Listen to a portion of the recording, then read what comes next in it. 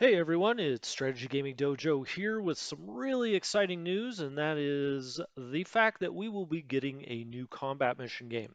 That was announced yesterday and was confirmed today in a joint live stream with Slytherin and Battlefront. And Battlefront, of course, has made the combat mission games from the start, but now they've been partnering with Slytherin to distribute them, and that is good news for everyone.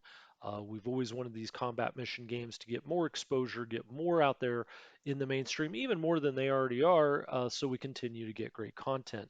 And this is some of that great content. Now, I'm going to go ahead, hit play here, and have some gameplay that they featured be in the background as I talk over what exactly we're seeing. And don't adjust your screen. It seems that they decided to do this little thing where it shows like you're looking at a VCR tape. That is because the game will be set from 1979 to 1982 in a Cold War gone hot idea where the Soviets have invaded Western Germany. Specifically, it sounds like the Fulda Gap is where most of that action will be happening. It's going to be three full campaigns and 15 other scenarios. So that's a lot of gameplay.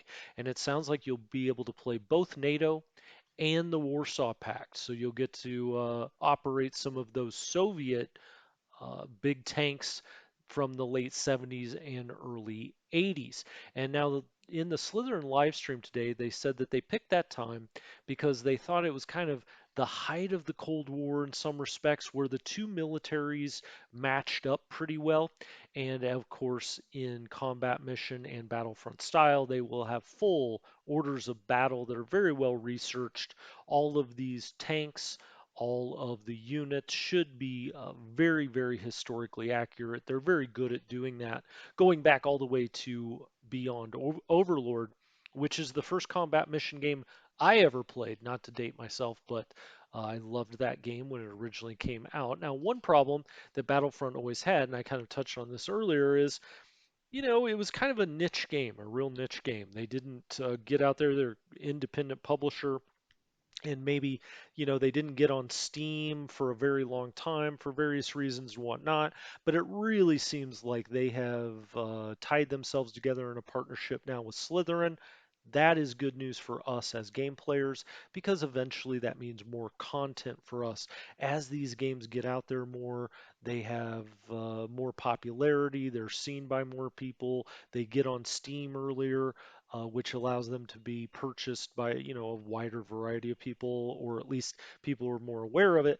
And that means we'll get more and more combat mission games. Now, they are not going to completely rebuild the engine. They are going to use the same engine. It's their fourth generation engine, I believe, that they used for Shock Force 2.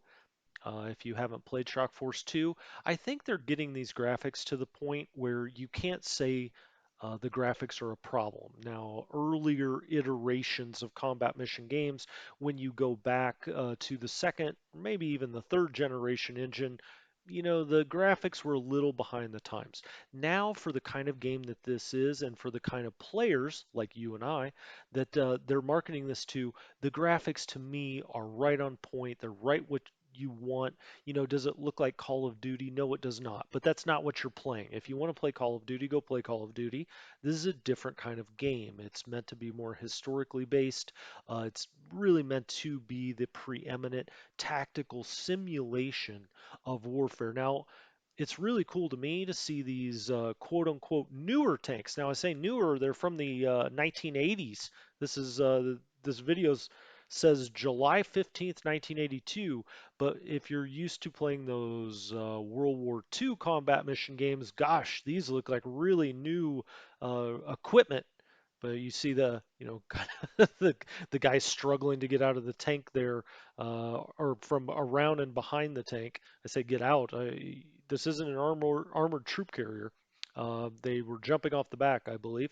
But this is really cool gameplay. I think that they are going to have some training missions that are stateside for you. But again, you will be able to play the Warsaw Pact, or at least that's what they said on the stream today. So anyway, I just wanted to bring you some of this gameplay, let you take a look at it. If you want to see the entirety of this promo video that also has some pulse pounding music that will get you ready to march off to war, I will link that down in the comments and you can take a look at it so you can hear the gunfire, hear the tanks roaring across the plain. But anyway, this is very exciting news. Combat Mission Cold War. They did not give a release date, but you get the sense that it may be out sometime, maybe early summer. That's what I will be hoping for anyway, and we will cover it here on the channel. So thank you so much from Strategy Gaming Dojo. I'll talk to you next time.